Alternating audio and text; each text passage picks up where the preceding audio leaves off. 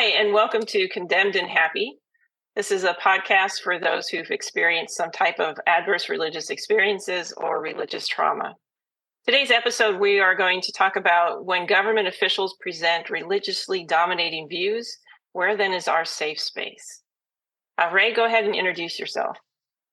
Hi, my name is Ray. I'm 32. I have 2 kids, and I was raised and left a high demand denomination. My name is Kim. I am a pastor in the Lutheran Church, the more liberal branch known as the ELCA. You could describe us as low demand. So when we started thinking of this podcast, we never intended it to be political. We really want to create a safe space for people to come to terms with and process their religious trauma. I am a white Christian. I'm in my early 50s, and for most of my life, my religious rights were never trampled on. I could go to church. I could pray as I wanted to. I did see growing up some groups that I felt were dangerous, that their theology was in opposition to the God I see revealed in the Bible. But for the most part, these people were not in legislative positions of power. Now, with the election of the current Speaker of the House, I have started to feel like my religious freedoms could be taken away. I would describe the Speaker of the House as a Christian nationalist. My denomination does not condone, support, or in any way endorse Christian nationalism. As a Lutheran, because of what happened in Germany during World War II, we have been trying really hard to stop any type of white supremacy or nationalism that would, in essence, create another Holocaust. So our training looks at what's happening right now, and many of us are a little on edge, those of us who've been trained as pastors. I can't say for sure that everyone in the denomination feels the same way, because oftentimes our congregants are more conservative than our pastors. I will also admit that my church is the widest denomination in the nation, and we're working on trying to help ourselves understand racism better. But that's a difficult road for many white people to really look out and see and deal with. But we're making progress, I hope. So given my feelings of unease about really this nation, where we're going, and what religious freedom is looking like, I decided to reach out to Ray to see how he's doing. And Ray, can you give us a bit of context about how you are feeling, seeing someone who espouses the same beliefs that you were raised with and have left behind, elevated to the Speaker of the House and second in line for the presidency? Yeah. So my initial reaction was I was kind of angry and scared and like, why don't you just leave us alone? Being raised in this group, it's very controlling and it's very dominating, and it's not always very logical. And so it's a bit scary because when you start to see people like this in power, because you feel like, well, is that scary person that dominated my younger years gonna like have power over me as an adult? Like, I thought I escaped that. And, my next thought was like, well, how do we like handle this? Like, as someone that's trying to live my life in a way that is accepting and open to other people's, not controlling, of other people. It's like, well, do we need to like fight fire with fire? And my second thought was like, well, do we need to stand outside churches holding signs and calling the people in sexual abusers and things like that? Much like, how people of this, belief system often protest drag events and things like that. It's like, do we act like them? Do we return fire with fire? Do we stand outside churches with guns and offensive signage? But like, where do you draw that line? How do you respond to somebody who's controlling and domineering and not necessarily logically making sense without kind of stooping to their level, but then fight fire? How do you fight it? What is your moral obligation to stand up and stand those that can't stand up, and to, live out your values, of not wanting controlling people, hurting others. The biggest thing that I feel is that, like, I experienced a lot of trauma, and saw a lot of other people that I grew up with experience a lot of trauma, just abuse. And I don't want other people to go through it. It's in some ways it'd be like, well, it'd be the best controlling thing would be like, well, nobody can have these abusive beliefs and practices, but you can't. Then you're doing the same thing. You're repeating the same controlling behaviors. And so I've always felt is just kind of stand up and say, speak up. But at a certain point, it feels as if, speaking up there might be more that has to happen, and that's kind of scary. On a personal level, it's re-triggering. It reminds you of the trauma of what you were raised in. The people that is very controlling, and so seeing people that are controlling have a belief God has given them the right to control everybody, take positions of power, and feel that God has given it to them and that they can't really do wrong is very scary, because when you think you can't do wrong, you end up doing a lot of wrong. A lot of wrong, yeah. So, like, the biggest thing about this particular viewpoint is that you are raised with the idea from the very beginning that you're unworthy, and that you're deserving of the worst possible thing humans can imagine. I think by deserving, so you grew up believing that you are deserving of absolute hell. Okay. And hell was described at a very young age as eternal conscious torment. So you felt pain for eternity. And this was really fascinating for me as a father, watching my children get to that age in life where, like, you're 4, you're 5, and you start to understand time. And I remember back to how just as a 4 or 5-year-old, time is scary. Something happening forever, even if it's a good thing, is scary. And then the fact that it ends is scary, and it's all new. And this was the age that I was told and taught that I was inherently deserved punishment, that I would, if I didn't do the right thing, basically accept Christ, that I deserved to and would experience the worst pain imaginable for in eternity. That fear and that thing, on top of the fact that we believe that Christ could come back at any moment, and that you're just sort of living in a perpetual end times, that any things are going to get bad, and that you're always living under, you start off at 4 or 5, you start to be able to put thoughts together, you start to be able to recognize that you're on a timeline, and you're immediately taught that you deserve punishment, it's the amount of punishment, and that if you don't do what we say, what the Bible says, is that you're going to get that, and that God could come back at any moment. You live with the idea that he might not ever get to experience life.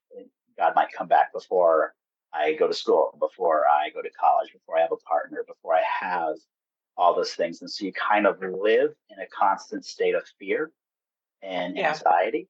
And even though the group will pride itself on not being a works-based religion, it steeps in just because it's in easy way to control. When you are raised with the idea, or taught from the beginning, that you are inherently sinful and you inherently deserve God's wrath and punishment, you go one of two ways. You're constantly anxious and fearful, and you feel undeserving and unworthy, or you think that, well, God has thought I was the hot stuff, and that I'm God's gift to this world. And so you become a dominating narcissist, or a fearful, racked with guilt person who's constantly worried that I offended someone, I messed up, God's not happy with me, I'm dust and ashes. And that's the beginning. That is where you start from, and it's reinforced at every church service, every Sunday school service. My younger years were spent in the South, and the Southern preachers that we had, they prided themselves on being like Billy Graham. Yeah. So they would get up, and it was a performance. It was like going to WWE or some sort of like high energy performance every Sunday. We would, the line was, you don't sit on the front pew because it's the splash zone. You get spit on or you get sweat on, as the pastor jumped up and down and threw things and yelled and waved things around. It's entertaining. Yeah. But, Okay. but, Just but, cow. but the message was always that they're the wicked, that deserve wrath, they're going to hell. Somehow we are the blessed people. We are the ones that have this anointing. We have this, special thing from God. We know the truth. We're not like everybody else. That grows. You see this sort of like pretty violent rhetoric against people and against things that are not like you. In the southern part of it, especially, in the 90s, there was a lot more racism that you hadn't people didn't wrestle with, people didn't recognize it was just what it was. Mm-hmm. And so you have that whole thing. You have, the curse of Cain and the curse of Ham and these underlying beliefs. I mean, I think some of the people that I went to church with at the time didn't believe Catholics were Christians. Like there's this very much this anti-Catholic, anti-Black, anti anything that wasn't Protestant, and this sort of like we're the anointed, we're the righteous, we are us versus the world. There was a lot of angry, violent talk. Mm-hmm. What I'll say, just kind of sidetrack a little bit. It was all talk. Most of those people were cowards. They wouldn't do anything. And so from that thing, I went on to sort of be more involved in the homeschool movement. We never went to public school. Public school was bad, evil. People that went to public school left God. And so we didn't do that. We didn't watch movies. We had books that were heavily screened and approved. Most of them came from Christian, all very censored, all very pointed to this worldview, reinforcing this worldview. History was taught through this American nationalistic lens that America was like the new Israel in some ways, and that God had ordained this country, that the founding fathers were devout Christian men that made a country that modeled their beliefs and that modeled Christianity, and that Christianity was as American as apple pie, you might say, and that we were. Some of the people within that group would say we're the new Israel. We weren't in that group, but we used a lot of resources from the group that did think we were the new Israel. That particular viewpoint was that, the children of Israel fell and they were flawed. They crucified Christ. They didn't turn to him. We're the people that have taken up that sort of God's chosen people.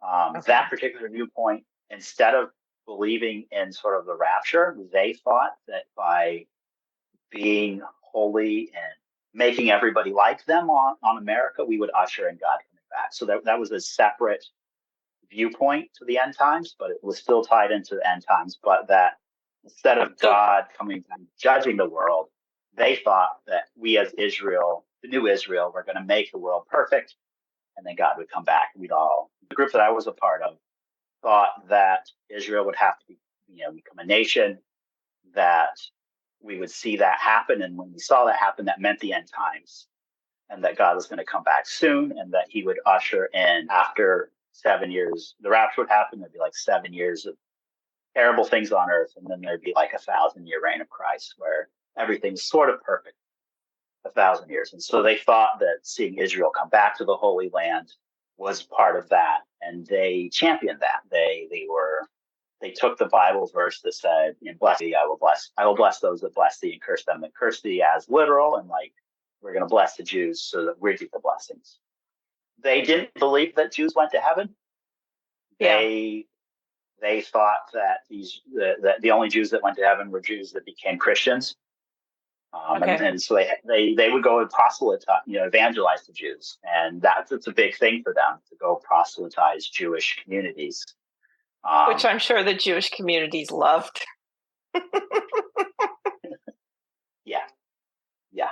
Oh, yeah. But yeah, so there's a huge sort of, it's not necessary. It wasn't really spelled out, but it was there that white Christian men are these like sort of savior. It wasn't said, but it was there. The philosophy was there. It felt like that was the case. Israel, the Zionist movement in Israel they were big. They believed in a lot. They were all for it. They thought that was accelerating or part of God working. They thought it was God working. They thought they were helping do whatever the end times were. Okay. Along those lines, where the two groups, the we are the Israelites, and we are ushering in the end times groups kind of met, is that they felt that in order to make our country better, more godly, more whatever, that they needed to raise up a generation of children that would fill the government, that would take over, and that would make the world a better place. And so they took that verse in the Bible where, quiver has his quiver full of them. That man, happy man has his quiver full. And that's where the quiverful movement comes from. Most people that have a lot of kids in that movement fell into some kind of that belief system. So let me clarify that. So the quiver, they interpret the quiver as children? The arrows are children. The arrows as children. Okay. So it's not seen as somebody who's a warrior, archer, or something. It's just interpreted as your children. Having a lot of children will make you happy. They're going out and fighting the world.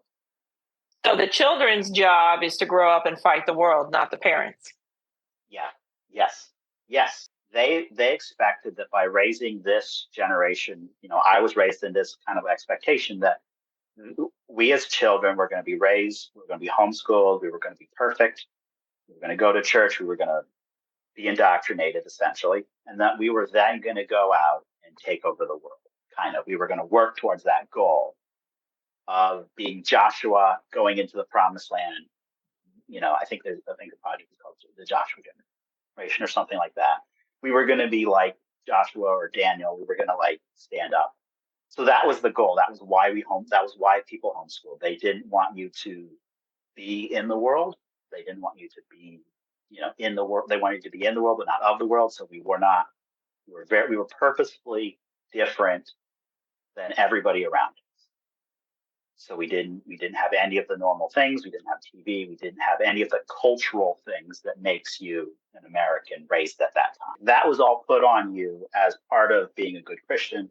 You were going to do this, then you were going to grow up. You were going to have more kids. You were going to take on the world, and you were going to have control, to like take over the world. That was sort of what was expected, what was taught in these groups. That was like the optimism, was that like your parents weren't going to do anything, but we were raising kids that are going to take on the world, and they're going to control the world. And it wasn't that we were going to go out into the world and convince people. We were going to kind of go out and like play dirty politics. Like we were going to stack the Supreme Court. We were going to, be in positions of leadership. We were going to brown nose all our politicians so that we got positions of power that we took over. The group that we were sort of connected with religiously was all about going to local leaders and communities and picking up trash on the highways and starting there by setting an example of character and of like being a quote unquote good person, and then sort of like ingratiate yourselves and build connections and take control and power that way. And so children in this movement were seen as the way to do that. And so children were controlled.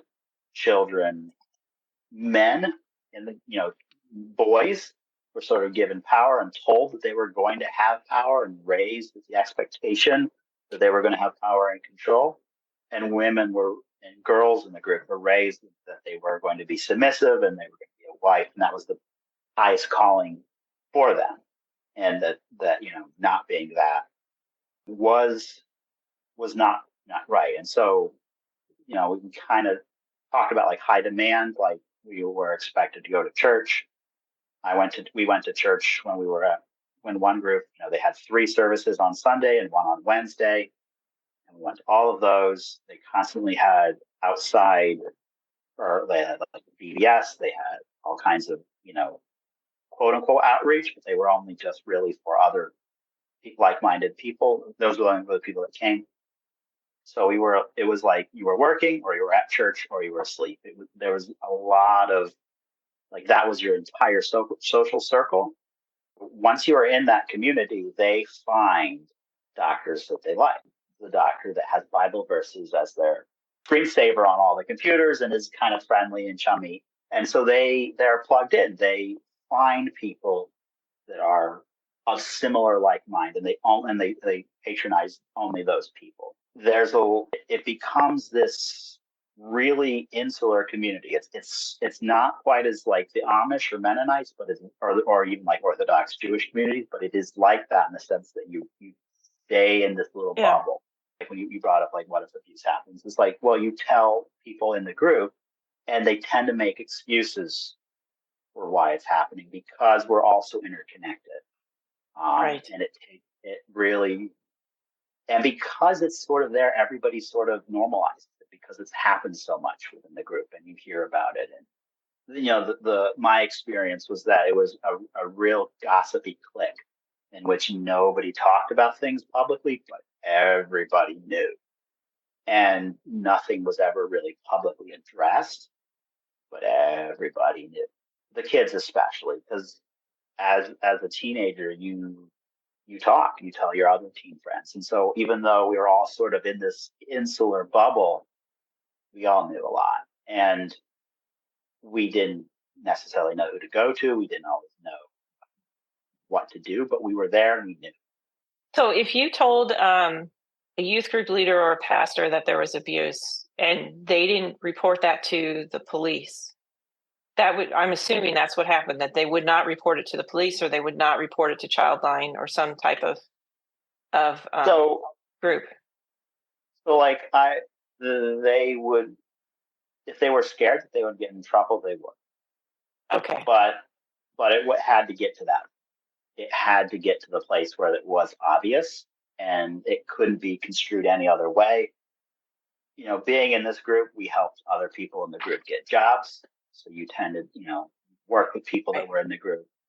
We all did everything. It was like we did everything together. It was just this one little bubble of very like-minded people. And like that works for the parents in the group, right? The people that choose that life. Yeah, it does. Because you're with people who are reinforcing your beliefs and your friends. And there's never any cognitive dissonance in terms of meeting people who seem to be really nice, but maybe they didn't get married. Maybe they had sex before they were married. There's no challenge to that system. It's a very safe bubble where things aren't challenged. Men have a lot of control. Yeah. So you're in this group where there's not a lot of outside contact. As a teen, you're aware of the flaws within the group that are not being addressed, but you're also being raised with the idea that you're going to go out and make the world better through the training that you've had, the sort of indoctrination bubble. Yeah. With all of that, you're also constantly anxious and fearful that you're under God's wrath, that the world might end at any moment, and that you're inherently deserving of the most unimaginable torture. Like, what's it like as someone in that group? You're very fearful, but you're not putting on that face. You're either very narcissistic and feel like you're God's gift to the world, or you're terrified and you're living in fear and racked with guilt, real or not. Because you're racked with guilt over silly things that aren't your fault. Yeah. Bigger things feel just as bad. there isn't really a scale to sin or evil, or Right. it's all bad. Horrible things can happen and it can be justified, and it's not shocking. God. So would you All kind of describe God as like angry and maybe up in heaven with a lightning bolt to strike you down, or would you describe growing up in that system? Is would you just to or some extent, judgmental? God could feel very judgmental, but we were also sort of like, God is loving, and it really there was a huge divide in to people that were in the group, depending on which idea of God they gravitated towards. Okay. You could see people in the group that were really gravitated towards that judgmental, angry God. And then you could see Okay. people that gravitated towards the more loving God, but they all tended to like, oh, it's okay. So my experience was that I first gravitated towards that judgmental place. And then I realized that I was like the Pharisees, that I was being very judgmental and that I was not a nice person. I didn't feel like I was being my best self. I felt that was hard. And so I started to move away from that. That was sort of my Mm-hmm. teenage start to that. The judgmental and the kind of like demanding people within that group became very hard and toxic. But the thing is that like even though the people that might have a more loving version of God, they still all come back to that like judgmental, toxic God, and that like they have that inherently. They'll just kind of like put a better face on it and have a little Yeah. bit better sales. It feels like a sales tactic.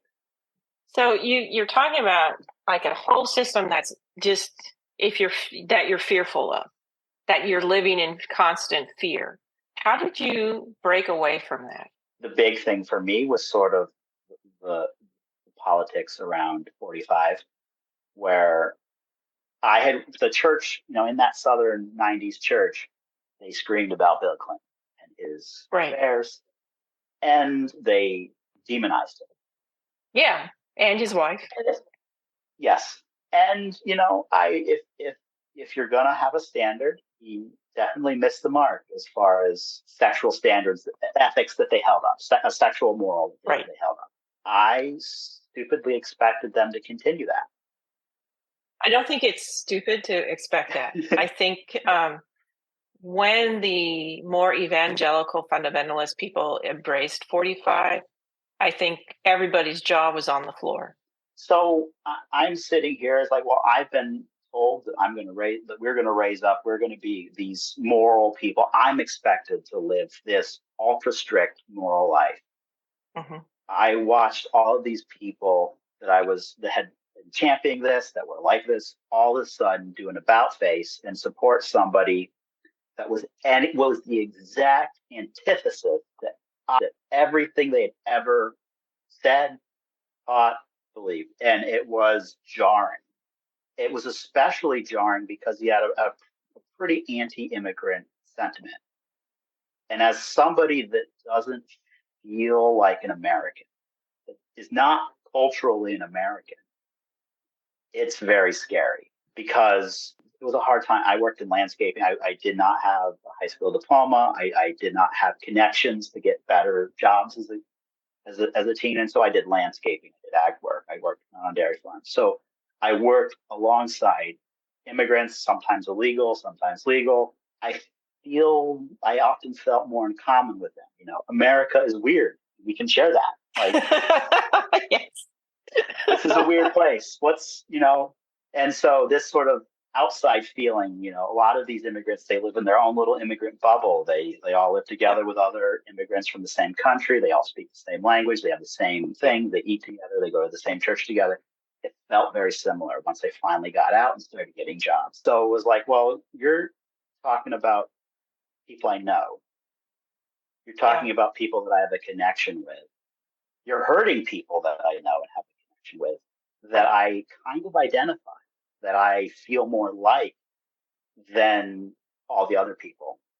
It's like, well, not only are you the opposite of what you're expecting, a high standard of me, but you're not willing to expect that of others, of your people, and you're also demonizing and hurting people that I kind of identify with. As someone that never feels like you can measure up, but you have to work, work, work, work, work. The immigrant mentality that is in immigrants, that they just work, work, work, work, work. They come to here, they live to work. That's all they do. They don't go to other things. It's just work, work, work, work, work. That really identified with me. That was what I felt connected to. Mm-hmm. Religiously, you're kind of raised in this like work ethic. It's there. We have to work. God's coming back, and we got to get done what we can get before he comes back. And then you go out. Most Americans don't work that. Most culturally American people we're here. That's it. Yeah. And then there is some, there people are hardworking, but it's not that sort of like live to work. It's not quite as prevalent, at least not what I was experiencing. That was like, well, what is wrong with these people? Why are they expecting me to be better than? And they tend to want to hush it up and not deal with it. And they're also not holding their political people that they're championing to a high standard.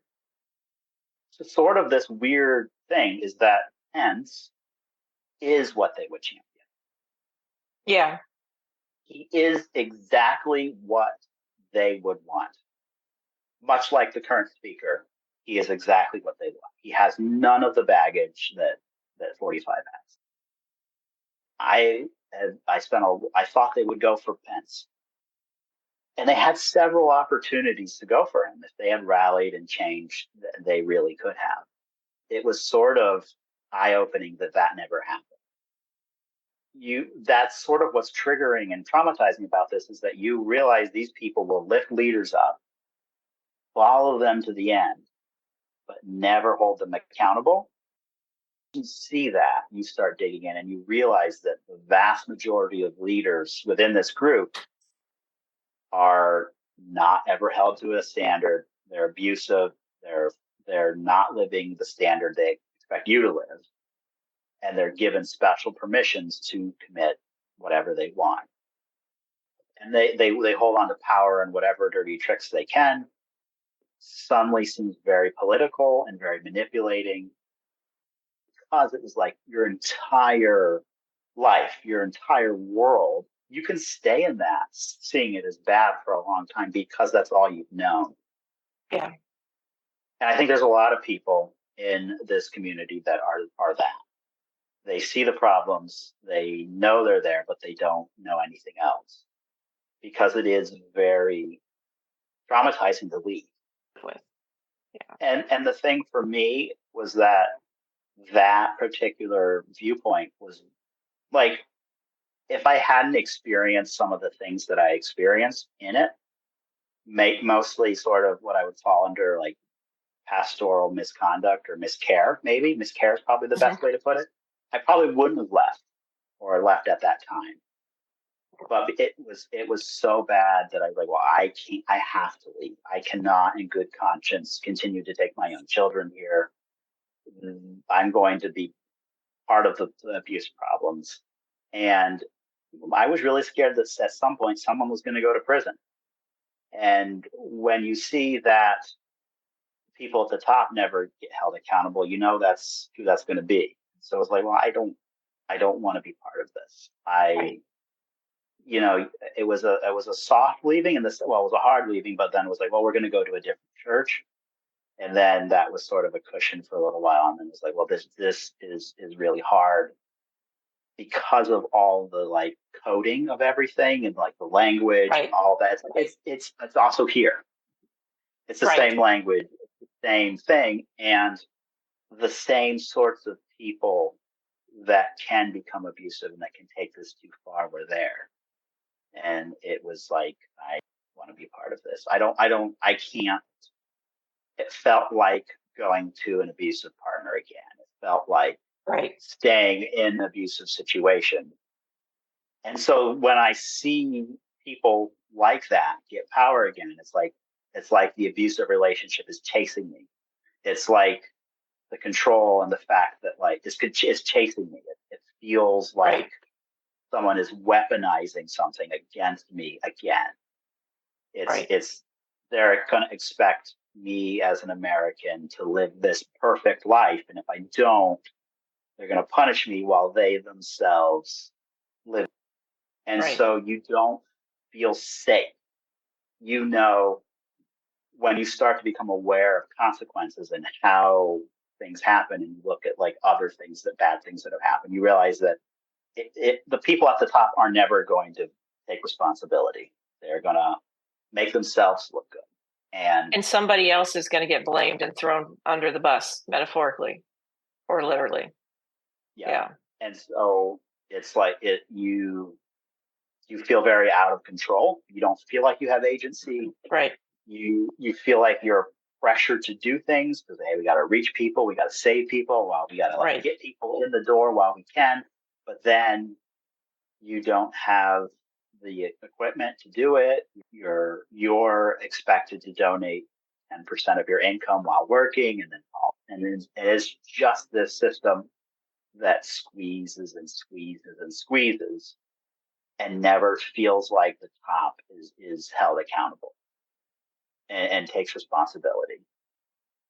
And that's very much a parallel of the last administration.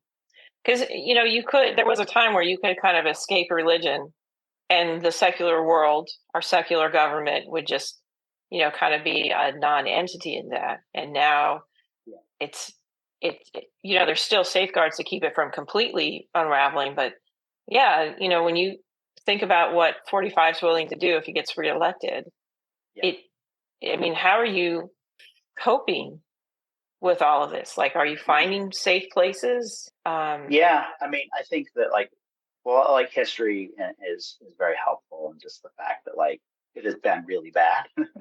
Yeah, it's been that is helpful. Ultimately, one of the bigger things is that I don't think this particular viewpoint and holding up top-down approach, top-down hierarchical authority approach works long term. So logically, it's well, I don't think this is going to work long term. It's hard, it's not going to work, but it's also kind of scary because how much pain and suffering it could bring. I've kind of had to build different places in my life for different things. So there's a lot of people for secular reasons that like Trump, and I can sort of understand that, but it's just the entity of Trump and how he ran was very traumatizing and triggering, right? Because it was that person. Finding places where it isn't, that this maybe champion leadership that have less hierarchical systems, that is very helpful. That makes me feel better. Yep. I've kind of put myself in a different cultural space, and that is very helpful. I live in a different village than I used to. Just being in a different place, not seeing the same things is very helpful. There are certain things that are bothering, and it's you avoid them, right? And you find new ways to have the same or similar things that you found safe again. Nature is very nice, is very comforting, maybe, or not. It feels safe sometimes. Yeah, not always. Yeah. Recognizing that we as humans are here for just a little bit and gone, and that the arc of history it marches to a better place, and that ultimately this viewpoint and this sort of control dominating people underneath you doesn't succeed, and people always tend to rise up and rebel at some point. And that sort of humanity, the human spirit is kind of comforting and hopeful. Hard because a lot of my interests fall into groups that are in that sort of political or theological framework. It's kind of you have to maybe develop new hobbies or find different people that have that are have the same interest but take a different philosophy. Yeah, it is hard. but kind of to this safe place thing, it's people that go through a traumatic experience work to come back to a safe place, to regain that safety. I kind of never had it. We were kind of raised with this idea that it wasn't safe. The world was unsafe. Everything was unsafe. We lived in this little bubble, and this was the only safe thing. And that safe bubble turned out to be full of abuse and trauma and control and evil. Let me ask you this. Do you know what it feels like to feel safe? I'm not sure. I'm trying to figure that out. Okay.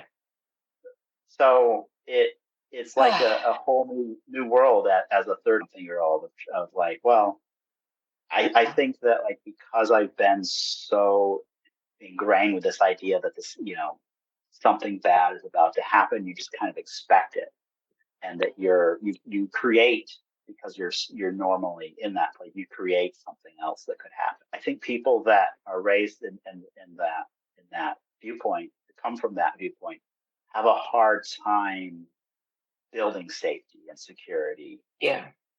And to a little bit of a point, I draw a bigger picture. I think that like on some level, what we see with maybe Gen Z and this sort of like apathetic viewpoint towards everything kind of resonates, because as we see all these sort of like hard things and we think that like maybe we're going towards a climate catastrophe, you see a lot of this sort of apathy and nobody feels safe. For your generation and Gen Z, that's both have the highest rate of poverty since like the Great Depression. Yeah. So a sense of safety, a sense of hope in the future would be hard. I mean, just situationally. To that point, it's what's good about it is that you never feel like you lost anything. So what's bad about there's no grief. But you don't know how to create it. It's a whole new thing that like you're trying to build to feel. What does it mean to feel safe?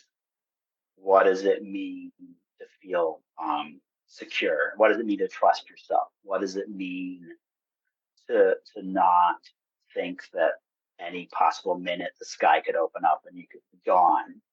Like that's a whole.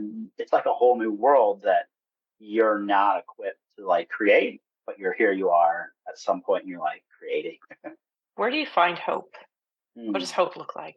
So for me, hope looks like the fact that more and more people are recognizing what's going on.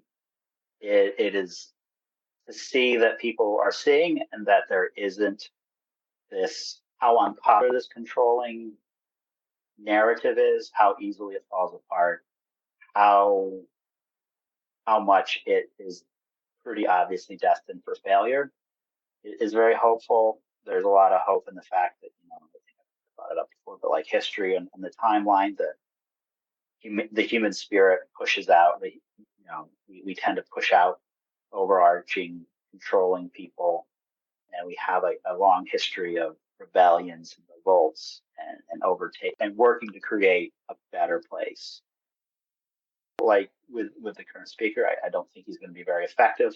I don't think he's going to really change anything outside of making a lot of people very angry and waking people up to the fact that they have a plan, and that plan is to play dirty tricks until they control people because they know they can't. It seems to be a very long-term plan. Yeah, it has to be. It brings me hope to try to live my life in a way that isn't controlled by them, that I get to make my choices, and my kids get to live a life free from that. It's very bizarre that like the single biggest defining thing about my childhood is something my children will never experience. It's cool, it's weird, it's hard sometimes, but it's hopeful. They get to have friends, and they get to live as Americans being raised at this time. They get to live in a world where they see people of all different orientations and races and types and religion, and like that to me is pretty cool. They get to experience that, and I think that's pretty cool. There's a lot of hope when you see, I think, the new generations of people coming up and how connected and in touch people are. A lot of the therapy that you see is out there. I mean, I really think that if therapy had been more widely available, a lot of this would never happen. Thing that I look back and I see all the people that were drawn into it, and I think most of them came from abuse or had something going on, or were traumatized, had traumatizing life experiences. And they found this sort of safety and security, but the safety and security was a con man making, turning the Bible into something that was a slick sales presentation to draw them in to gain control. And I think that, as we see a lot more resources out there to help people to find healing for various things, that more equipped as a people, and that's very helpful. All right. Well, thanks everyone for tuning in. We will be putting up more podcasts over the next period of time, and we hope you will visit us on our website, contact us via email. We'll talk again. Thanks, everyone. Bye.